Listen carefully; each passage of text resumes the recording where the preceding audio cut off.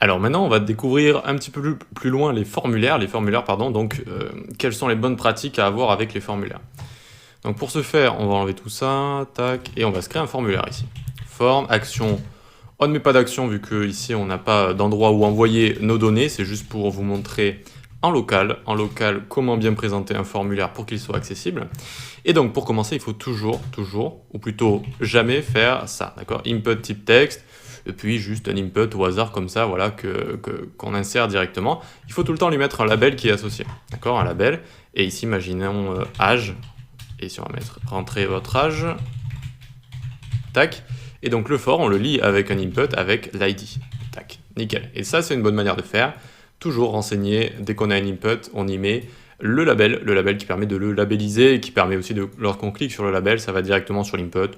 C'est pas mal, ça fait une petite fonctionnalité supplémentaire. Ici, on peut mettre un BR entre les deux histoire de sauter une ligne, mais sinon, on le fait quand même en CSS. Donc d'habitude, on le fait tout le temps en CSS, hein, ceci. Donc c'est-à-dire que, on va le faire ensemble si vous voulez. Regardez, hop, label input de base, c'est des éléments de type inline, c'est pour ça qu'ils se mettent les uns à la suite des autres. Et ici, eh bien, on a juste à mettre label, virgule, input, display block.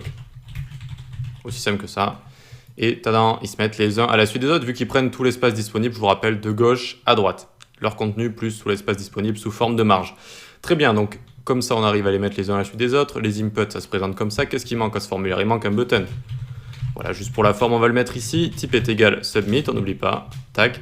Même si de base, si vous oubliez le type submit, ça n'est pas très grave. De base, il va quand même comprendre que si c'est un bouton, il est là pour envoyer, pour submit, mais c'est quand même mieux de le rajouter. D'accord? Donc on le rajoute quand même. Et ici, donc, envoyez votre formulaire. Voilà, nickel. Donc ça, c'est des inputs de base. Ne pas oublier les labels. Qu'est-ce qu'on peut avoir d'autre? On peut avoir les field sets. Field set, ça va servir lorsque vous allez avoir un groupe d'inputs similaires pour le regrouper. Alors, par exemple, on peut avoir souvent des inputs type radio. Donc imaginons ici, on va faire un input. Type, on lui met pas de texte, mais radio ici. D'accord? Pour avoir un bouton radio. On va lui mettre un ID Canada. En name, on va lui mettre pays. Vous inquiétez pas, hein. Et le label juste au-dessus, je vais vous expliquer. Ici, on écrit for Canada, on l'écrit dans le label Canada. Et on n'oublie pas une dernière chose, une value ici. Value est égal, et on y met Canada, donc ce qu'on peut cocher. Canada, comme ça. Ok, value Canada. Donc on a fini avec un seul input type radio. Donc il n'y en a qu'un ici qu'on peut choisir. Donc finalement, il n'y a pas grand-chose, il faut créer les autres types radio. Donc on vient ici, on copie, on colle une fois, deux fois. Voilà, histoire 2, ça suffit. Ici, on peut mettre 2 BR, histoire de sauter une ligne. BR, BR, comme ça. Voilà, sinon, ça aussi, on le fait en CSS, hein, d'habitude. Et donc, là, il va falloir changer tout ça. C'est-à-dire, ici, par exemple, je vais mettre Hollande. Alors, on met en minuscule dans tout ce qui est for, ID, etc. Tac, tac. Ici, on va mettre Hollande. Je sais pas si ça se dit Hollande, on dit plutôt Pays-Bas d'habitude, mais bon, bref. Et ici, on va avoir, par exemple, je sais pas, Mexique juste ici, et on n'oublie pas de remplir value et pas name ID ici. Très bien. Donc, on a nos 3 inputs type radio ici. On peut choisir entre un des 3. Voilà, choisissez votre pays préféré si vous voulez. Et qu'est-ce qui les relie? C'est ce name est égal pays ici. Ça veut dire que c'est un choix commun entre tous les inputs qui ont name est égal pays. Ça nous permet de choisir entre tout ça. Pas que ça, ça permet aussi name de donner un libellé quand on va envoyer ça à notre backend. Bon, là on est dans une formation front, mais bon, un formulaire, ça peut servir à envoyer des données à un backend. On peut aussi s'en servir en front, mais bon, c'est vrai que plus souvent on les utilise pour envoyer tout ça en backend. Et donc, quand vous allez le recevoir, en fait, ça va être un petit libellé, si vous voulez, avec pays et le choix, avec value, donc de ce que vous avez coché. Pays avec Canada, Hollande ou Mexique, donc ce que vous avez coché. Ok, voilà, donc ça c'est la value, etc. Donc là, on a des inputs en commun, pour revenir à l'accessibilité. C'est des inputs en commun. Et si un lecteur d'écran passe par ici et qui commence à avoir des inputs, imaginons là on a notre input d'âge qui est au-dessus et puis également prénom, nom, genre, etc. Et là il va commencer à arriver ici. Il va dire ah maintenant j'ai un nouvel input qui me permet de choisir le Canada ici. Et ensuite il revient ici, il fait ah j'ai un nouvel input, ah j'en ai encore un autre. Et il ne va pas directement voir qu'il y a une liaison entre tout ça. Il ne va pas voir que tout ça c'est une liaison et qu'il faut choisir entre tout ça. Donc ça peut être compliqué pour un utilisateur qui a des handicaps de bien repérer ça. Et donc, comment on fait quand des inputs, notamment des types radio, donc qui ont quelque chose en commun, sont présents? Eh bien, on les entoure d'un field set ici. Field set, hop, et on entoure tout ça. Hop. Donc pour faire ça, vous appuyez sur Alt et vous descendez.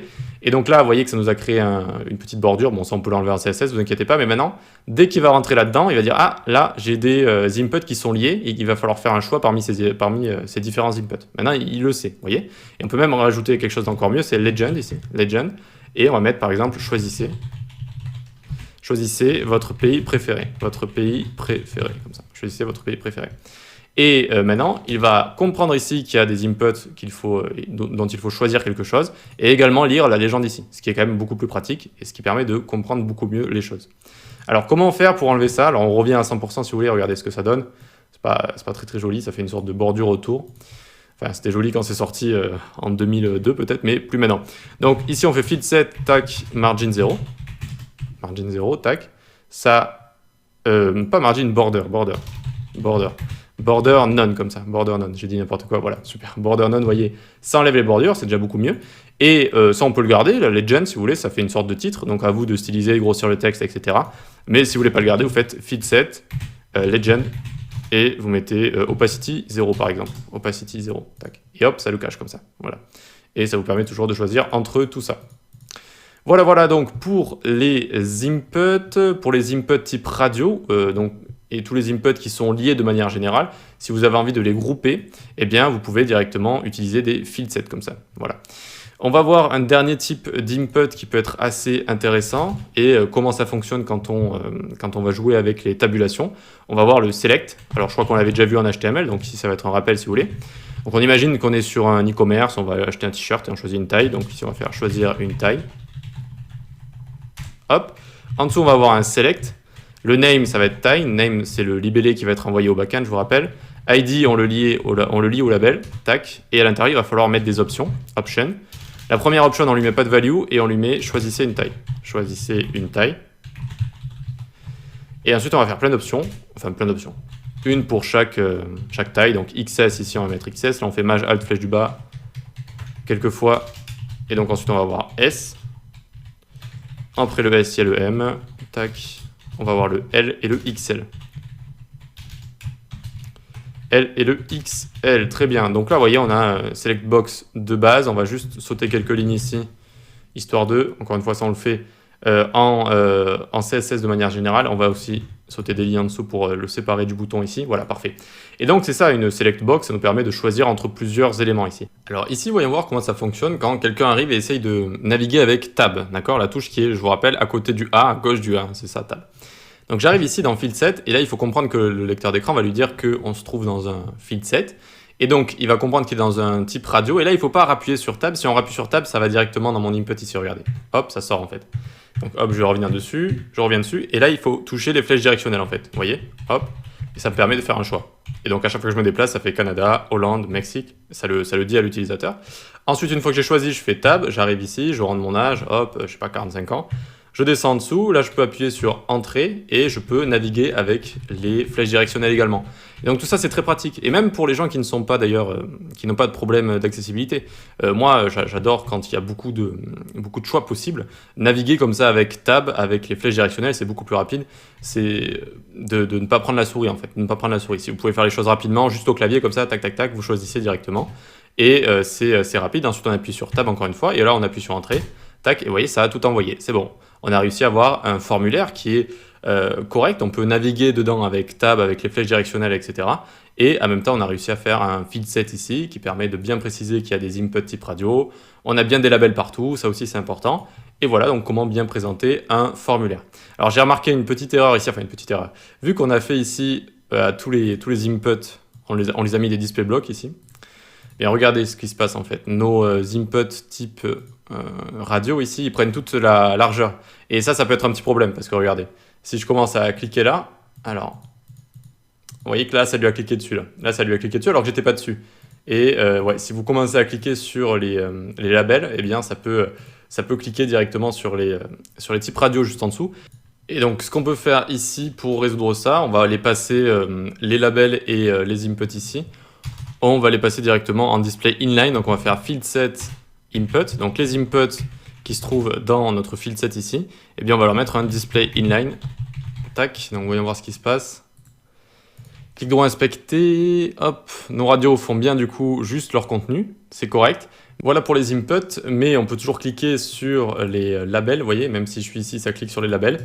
Donc ce qu'on pourrait faire également pour régler ça, c'est field set label, tac, et on met width, fit content. Fit content, ça va juste fit le contenu, donc ça va prendre la taille du contenu du texte. Et vous voyez que si je clique ici, c'est bon.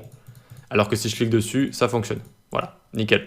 Donc bon, ça, c'est pas trop à faire. Je vous ai montré des petites techniques, c'est un petit peu des petites techniques pour se débrouiller ici. Mais je vais vous montrer quand on aura fini la partie JS, comment vraiment bien rédiger un formulaire côté front pour faire quelque chose de joli, pour faire un joli formulaire, parce que pendant longtemps, ça a été des choses assez compliquées, et ça l'est toujours, à styliser.